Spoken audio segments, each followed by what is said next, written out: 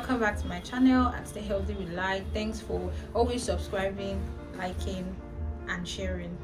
Today we're going to be talking about something very important and necessary, and our topic is 5 practices that can possibly lead to disability. 5 unsafe practices. So now let's move straight into business. Number 1, avoiding immunization. Immunization is a very key aspect of health and maternal and child health care.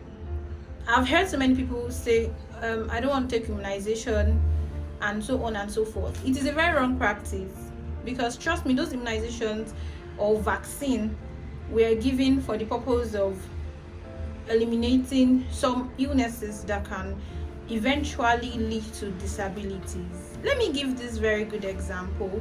Number 1, polio. You know, there is the polio vaccine. If you don't take your child to the clinic or hospital to be immunized, to be given a polio vaccine, the child, you definitely have polio. In fact, the chances that the child will escape from having polio is just a 0.5. It's very slim. And this can lead to a disability. However, it is advised that you ensure your child is immunized. Don't shy away from immunization. Another very deadly illness, in fact, to me is the most deadly of all, is that thing they call measles. See that thing they call measles? You all use it to play, but it's very severe and serious. The measles vaccine is taken from 6 months till 5 years. And if you don't allow your child to be vaccinated for measles or against measles, vaccinated against measles, the child can have measles. And one thing about measles is that it has led to a lot of disabilities like blindness, deafness, and so on. So it is advisable that you always go to the clinic at the exact time your health care provider has given you or given you to give your child immunization. The second practice is unsafe behavior. So many of us are just used to this whole careless way of behaving. You drive roughly. Trust me, if you drive anyhow, you're on a very high speed and you have an accident, it could lead to a lot of things like spinal cord injury, broken arms and legs, and so on and so forth. So ensure that you adhere to safety precautions, safety rules. Don't drive rough, don't drink while driving, don't make calls while driving. Okay, when you are crossing the road, you look to the left and to the right. Be very patient. Don't run while crossing. You only walk briskly, right? Don't run. So many of us, especially in this part of the world, Nigeria, we are used to running, especially that place they call Lagos.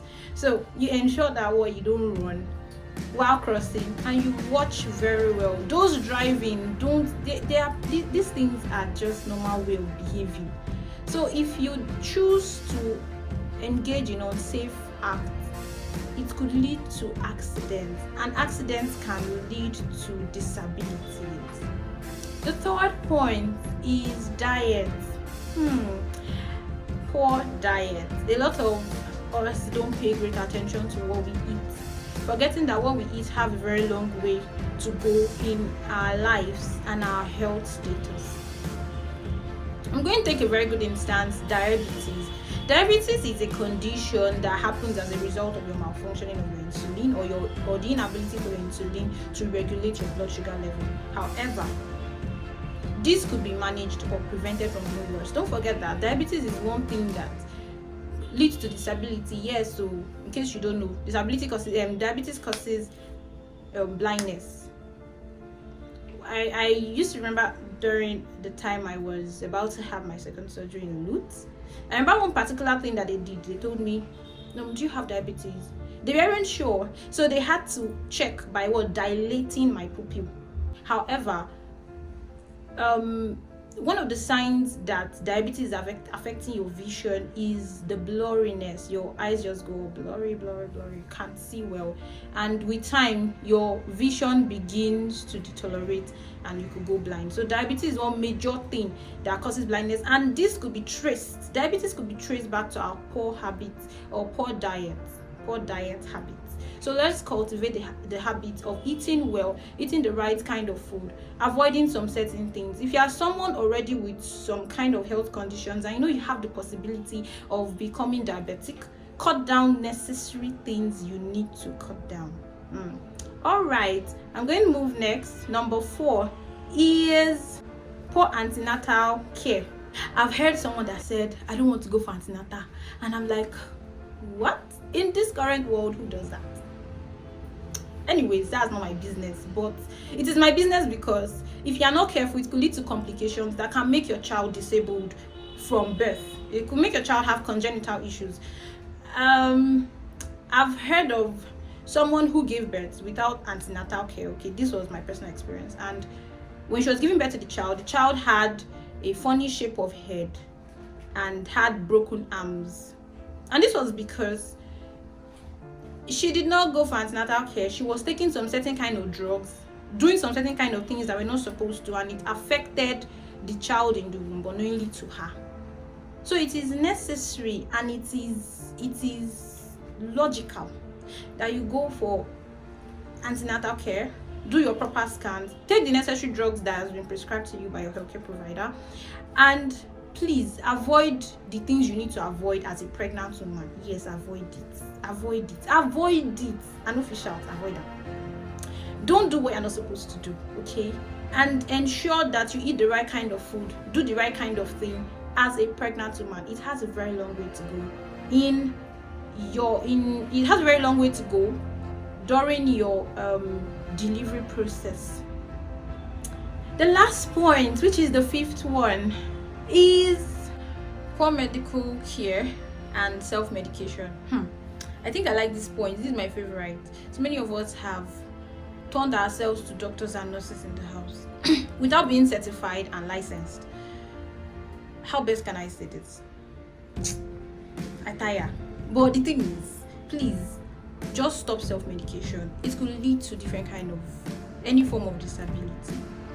I've seen a case and heard of a case of someone who was ill, and the parents felt, okay, this particular drug should work, and they went to get drugs over the counter and they gave it to the child, and the child lost her sight. It also affects a bit of her hearing ability and her dentals. So it is advisable that you take your child to the hospital, or you as a person, to avoid any form of disability, you take your child to the clinic or you take yourself to the hospital and get proper medical care.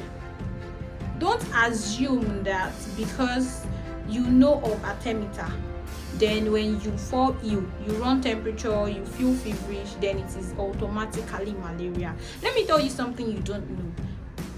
Different kind of illnesses have similar symptoms. I'm going to use a very good instance, and that is typhoid. Typhoid and malaria almost have similar symptoms. Of course, someone who is having typhoid will be running temperature, could even be feverish, and have stomach ache. And sometimes in malaria, you might have stomach ache sometimes, especially if you've not treated those worms in your tummy. They could allow you have running stomach because you are taking malaria drugs, and you just feel, oh, everything that is doing me is malaria, whereas it might not be malaria, it might even be typhoid, or you might not even have any of these symptoms. You might be having issues, worms might be disturbing you. Yes, I've experienced, now this is from personal experience. There was a time worms were actually disturbing me, like they were disturbing me. I thought it was fever, malaria or something. Even though I went to the hospital for a scan and they discovered I was wormed, I wouldn't have known. And the moment I dewormed and took the necessary medications, I became really better. Like it was like a magic. So don't ever think everything is malaria and fever. We, especially Nigerians, are used to that whole idea of everything is malaria.